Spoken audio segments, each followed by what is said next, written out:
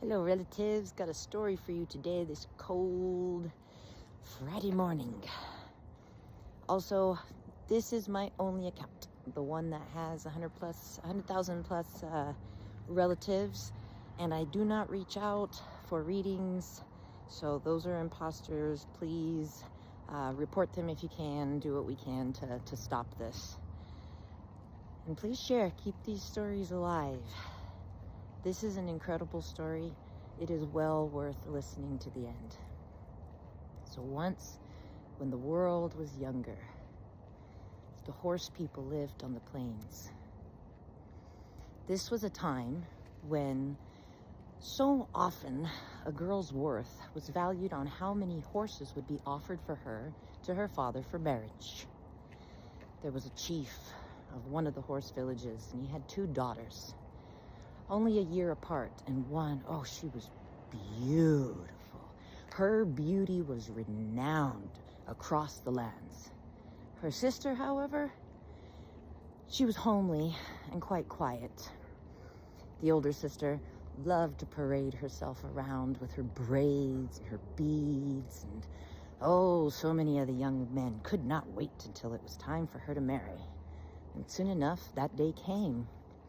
At the great gathering, fathers and their sons began to present their offerings. Because often, yes, it was how many horses, but also the quality of the horses were important.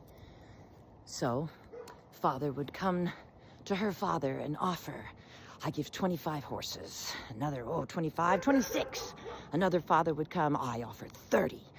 Oh, the beautiful young girl's eyes lit up. Oh, the value that she had, and everybody could see it. And she would look at the young men, but more than that, she would look at the horses. For, after all, was this not how her worth was based? Oh, so did she feel worthy? And the younger sister, oh, there was much going on about her, because although she was quite homely, being able to be connected to this chief of this great village, well, that status was well worth the marriage of a son. So a father presented himself, I offer 10 horses.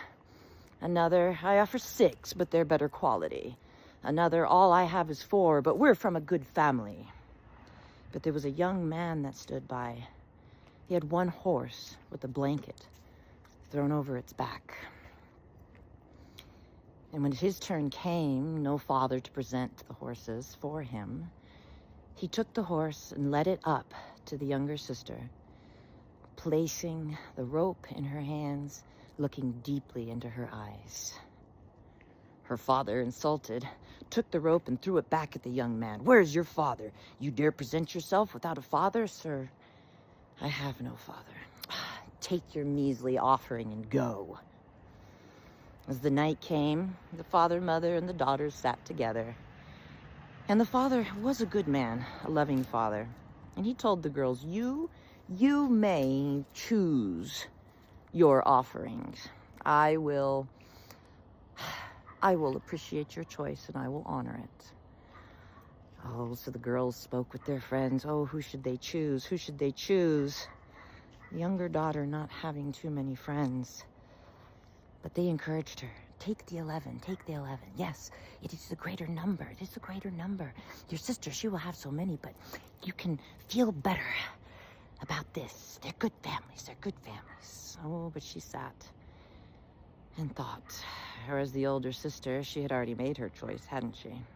So when the day came again to choose who their husbands would be, the village gathered together. So curious were they to see what the choices of the new marriages would be.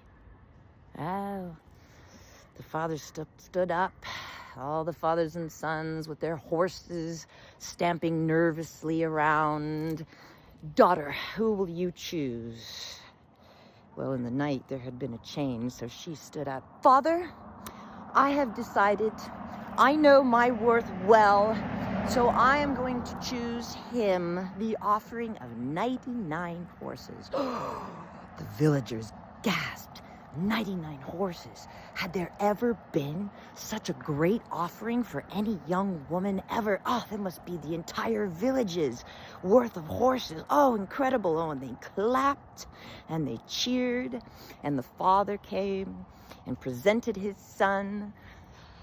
And neither father and son greeted the daughter, did they? No, they greeted the father, so happy to be brought into the village. Oh, their wealth parading behind them in this huge herd of horses. Oh, the glee and the pride.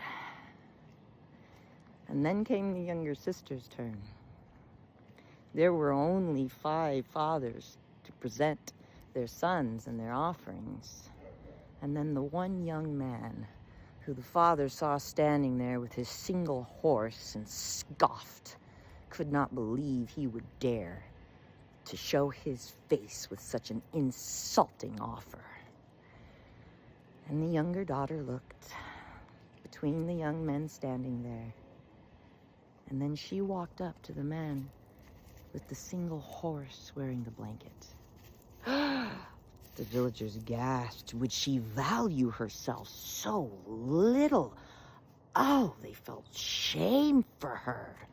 The father went to rise to deny this, but remember his promise to honor her choice. But he did ask her, why, daughter? Why would you demean yourself by taking this fatherless man as a husband with his offensive offer of a single horse? Do you not value yourself more than this? And she said, Father, I do not value myself in number or quality of horses. I know my value, and I saw my value reflected in the eyes of this man. The father, not knowing what to say, gave his blessing. See, she remembered the look he gave her. She remembered that he had placed the rope in her hands, not her father's.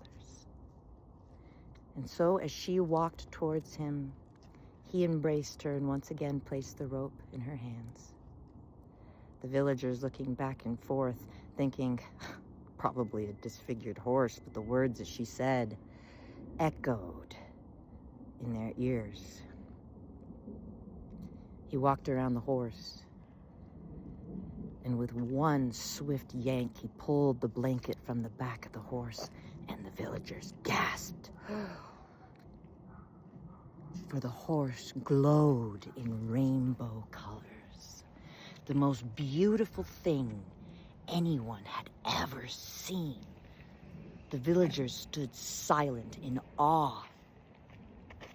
The young girl smiled, as her new husband smiled as well, and he said to her, yes, yes, I saw your worth, and so I brought you the most precious thing in all of the horse kingdoms.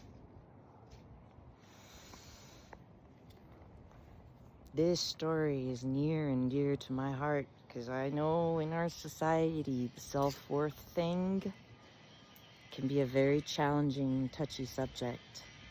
It is often why we get so defensive in relationships, because of the who do you think I am, the challenges with not good enough.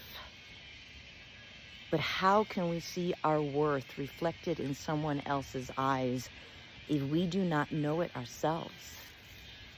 Our worth is not measured in the car we drive, how many friends we have, how many followers on social media we have.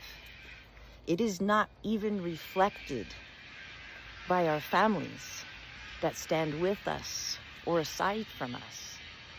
It's not reflected in money. Worth comes from within. It will always come from within. But I say to you truly, if you do not know your value, then how would you ever attract those to you that value you? So this holiday season, perhaps remember the story of the rainbow horse. And remember, it is not how expensive the gifts you buy are or receive, how many gifts you receive, what you receive that might be better than someone else when it comes time for sharing. Perhaps even remember, as my family does, is that 5 years from now, my children won't remember what they got for Christmas in the year 2026. So we often take that same amount of money, and instead of gifts, we choose to have an experience together, to travel, to celebrate in another way. Because the kids do remember that year we went to Colorado Springs together. They do remember when we went and climbed Manitou Springs in Colorado together. They will remember those things forever. Not the gift that they got that sits on the counter and eventually ends up in a dresser drawer or maybe even on the floor. The worth of the gift is not how much it costs.